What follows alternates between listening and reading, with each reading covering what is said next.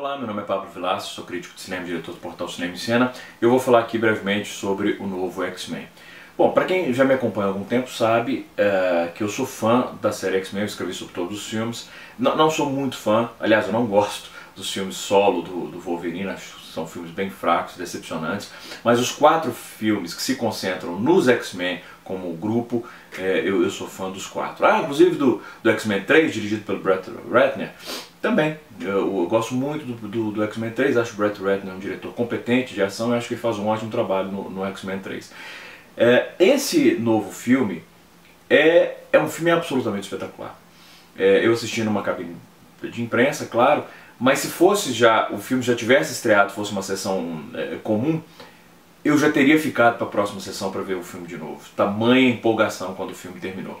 É um filme ágil, dinâmico, tem uma história extremamente fascinante. Claro, eu já tenho um fascínio particular sobre histórias que envolvem viagem no tempo. Esse envolve viagem no tempo. Esse videocast não tem spoiler. A viagem no tempo é tratada de uma maneira curiosa, de uma maneira interessante pelo filme.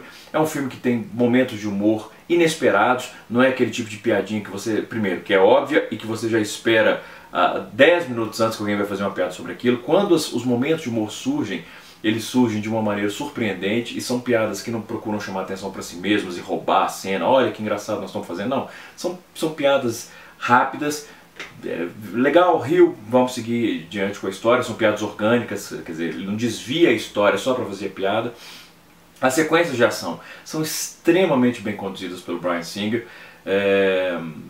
Principalmente porque uma das coisas que sempre me fascinaram nos filmes X-Men é a maneira como os poderes deles interagem, como um usa o seu poder para ajudar o poder do outro, e isso pode ficar muito complexo, pode ficar muito confuso. E logo no início, a primeira sequência de ação do filme, ele já começa com esse tipo de interação entre os poderes de uma maneira extremamente interessante, mas fácil de compreender.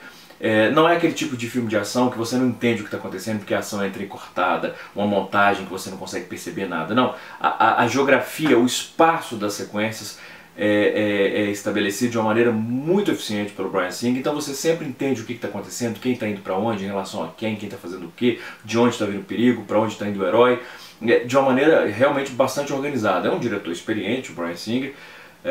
Então ele sabe que num filme com tantos personagens e consequências de ação que são tão complexas, justamente pelos poderes envolvidos, né? Várias pessoas com poderes diferentes lutando contra criaturas que têm poderes também, enfim. Ele sabe que se a geografia fosse confusa, ninguém entenderia absolutamente nada mesmo. Os atores, é um elenco espetacular, né, que une tanto a velha guarda quanto a jovem guarda, os filmes da trilogia original e os da primeira classe, justamente também por envolver viagem no tempo. É interessante, por exemplo, perceber como o Magneto Ian McKellen é um Magneto realmente, que a gente percebe que ele é calculista, que ele é obcecado com a causa mutante, mas ele já está numa situação que é uma situação em que a causa mutante ela fica em segundo plano em relação ao inimigo comum que eles têm que enfrentar. E quando a gente vê o Magneto do Michael Fassbender, é um Magneto muito mais perigoso. Talvez por ser mais jovem, mais impulsivo, mas é um Magneto imprevisível. A gente fica realmente assim, a gente não sabe esperar o que esperar do Magneto. Sim, ele, ok, parece que ele vai agir de acordo, mas eu estou tentando falar sem spoiler. Mas enfim, o que interessa é que ele é imprevisível. O James McAvoy, fazendo o Professor Xavier mais jovem, ele tem um arco mais identificável no filme. Ele vai de um personagem que se encontra perdido até o momento em que ele realmente começa a se encontrar como o Professor Xavier, o que é muito interessante porque isso é refletido no figurino dele, a mudança de figurino ao longo do filme retrata essa mudança dele.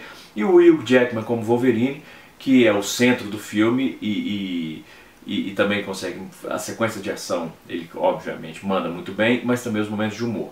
E claro, a Jennifer Lawrence como a Mística, que também é um personagem, faz uma mística bem complexa, tentando encontrar, é difícil falar sem spoiler, mas tentando ser coerente com a própria causa, mas sem saber se ela está agindo corretamente ou não.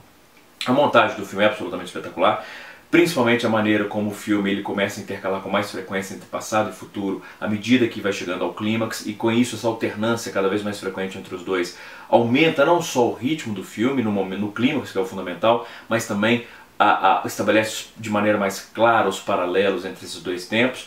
e envolve o espectador, e as sequências de ação nos dois tempos, elas acabam complementando uma outra e tornando o filme mais dinâmico. É um filme absolutamente espetacular.